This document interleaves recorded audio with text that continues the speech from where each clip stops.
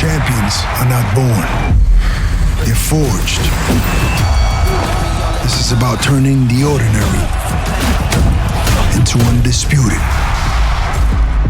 Available now. Ade Oladipo, brought to you by Undisputed. Morning peeps, good morning everyone. How's everyone doing? Hopefully you guys are all doing well. Don't forget, if you're new to the channel, like, share, subscribe. Remember, we are brought to you by Undisputed. The new takeover pack is available to download right now. Just go to playundisputed.com. All right, let's talk what next for Terence Crawford. Interesting conversation. There isn't an obvious name, is there? There isn't like, okay, you beat CANELO, you're going to fight that guy. There isn't that with Terence Crawford. I think there was that with CANELO. If CANELO won, then it's Hamza Shiraz. Or maybe if the fight was super close, you run it back with Terence Crawford. I guess you could use that same logic for Crawford. If the fight was close with CANELO, you run it back with CANELO. The fight wasn't really close. The scorecards would suggest it was, but it really wasn't. Again, I had it 9-3, 10-2, and I don't think there's an appetite for it. I don't think if you said rematch, people would buy into it. So I think the CANELO ship, which might be the most profitable one for Crawford, I think that's sold. So let's discuss the runners and riders. Before we do that, very quickly, what did you guys make of the broadcast yesterday? The broadcast team specifically. I thought that Andre Ward was fantastic. I don't know what Andre Ward cost. I'm guessing it isn't cheap, but I feel like every broadcast should try and have Andre Ward on it. I've worked with Andre Ward, I think twice, and he's just incredible. Honestly, I think he's incredible. I think he's very down the line. I don't think he gets stuck into, you know, if he likes a fighter, he kind of then decides to kind of just give that fighter praise. I think he goes both ways. Go and watch the Brandon Adams Sahai Boychuk fight. He's very, very impartial in that one. And I think very impartial in Crawford CANELO. So like, I think Andre Ward is always on. I think John Anik was good. A different voice, a refreshing voice, knew when to jump in, knew when to let Max and Andre go. So I thought he was good. I thought Max was, I don't know. It's almost like Max had, I noticed this with football commentators. What football commentators do, and trust me, I've been around a lot of football commentators, they have like a massive book of lines. Just lines. And throughout the 90 minutes of football, they'll try and get those lines out, like a word or something or phrase or whatever about a specific footballer. I think Max kind of fell into that yesterday without making it just sound natural, as Max always used to. It's almost like he had certain lines that he wanted to get out, and it just became quite repetitive. That being said, it was his first time being on the broadcast in a long time. So, I mean, everyone's going to be a bit rusty. But I thought Tava was good, energetic, up there as well. So I thought overall it was good. But yeah, I do think there are people that I think can be in positions to make it like a blockbuster broadcast, like me, for example. But let's go back to it anyway. So in terms of what next for Crawford, there isn't an obvious name. Turkey just tweeted, I think about an hour ago, I'll put it up on the screen. Can Benavidez, something like can Benavidez, David Benavidez, still make £168? Boy, that is not a good fight for Terence Crawford. Like, the CANELO fight made perfect sense for so many different reasons. Number one, because of who CANELO is. CANELO is a GOAT, right? He's going to go down as one of the all-time greats. But aside from that, CANELO is actually a small 168-pounder. CANELO is right at the end of his career. He might not never fight again, right? Might not ever fight again. So it was the perfect opponent. Not taking anything away from Crawford. I'm not one of those guys. But it was the perfect opponent. Benavidez is the complete opposite. Benavidez is massive for 168 pounds. Hence why the 175 jump isn't even a jump. It's normal for him. And he's coming not at the end of his career. He's coming into the peak of his career.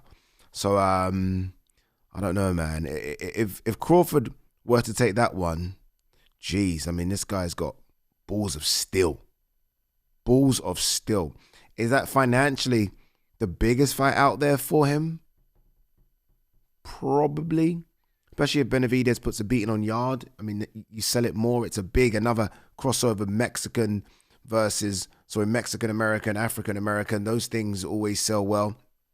So it's probably the most obvious name, but it's also, without doubt, I think, Probably the most dangerous name as well.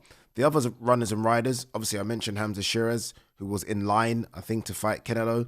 I mean, is that an attractive fight for Crawford? Probably not. If we're being calling it a buck, right? To use an American phrase. No, it's not, is it? And I don't even think Crawford would entertain it. Like, if Hamza Shiraz came across his table, I don't think he'll say, yeah, give me Hamza Shiraz. I just don't think so. Turkey might push it on him because obviously we know Turkey likes Hamza. And again, Hamza was promised a Canelo fight, so he might push it on him. Christian Mbili, get the fuck out of it. No chance. No chance. Why? So there's nothing in it. Like, there's zero in it. Apart from obviously a big fat check, there's zero in it for Terence Crawford. So you're not going to do that one either. You'll notice that we are running out of possible opponents. I said one on the video I just did for Crawford. Go and check it out. I said Dimitri Bivol. Now, I actually think Benavidez is bigger than Bivol. And Bivol is around the same age, or at least in that same generation as Terence Crawford. So he's not a spring chicken himself.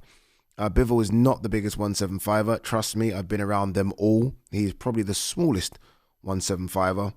And I mean, if you're talking about Terence Crawford, always references legacy and wanting to be known or go down as the greatest fighter of all time. One more jump to 175 to fight Dimitri Bivol isn't as... It's crazy, don't get me wrong, but it's not Beterbiev crazy. Do you know what I mean? There are some monster 175s out there. Bivol's not that. And Bivol also, it's a boxing match. He's not trying to kill you like a Beterbiev. Just saying. I mean, Crawford didn't look small, did he, at 168?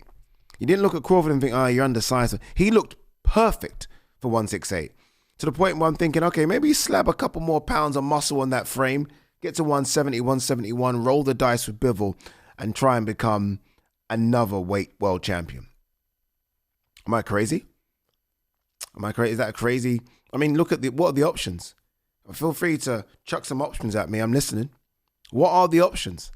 Can he go down to 160? Of course he can go down to 160. What, Alam Kanali? Carlos Adames? They're just not sexy fights whatsoever. Neither Charlo. Obviously, it looks like Jamel Charlo could be fighting Errol Spence. I mean, yeah, if Crawford hangs around long enough, maybe if Jamel beats Errol, then he fights Jamel. That kind of makes sense because he's always wanted that Jamel fight. But there ain't that much there. So the other option is probably the most obvious one. Walk away. The hardest one, but it's the most obvious one. You walk away. You walk away with all your faculties in place. And I'd like to think over the course of the last couple of years, $100 million in the bank. Maybe. I don't know. And when I say last couple of years, I'm talking Spence, Madrimov, and Canelo. And all the other stuff that come with it, all the endorsements, etc. You walk away. You've achieved what you set out to achieve, what no one thought you would achieve. You've done it all. Why hang around? Why hang around if there's no obvious opponent? I mean, if the names I'm chucking to you are Benavidez and Bivol is the most attractive, maybe you say, fuck it. Maybe you say, oh, 1 second, no.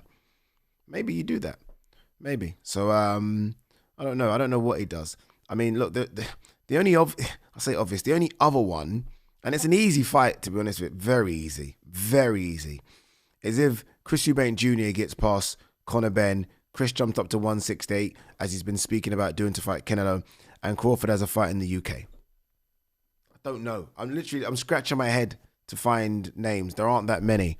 So, yeah, for me, if I could pick my one, I would actually say Bivol. I'd actually say Bivol because that's a boxing match. It's not a war. Benavidez is a fucking war, people.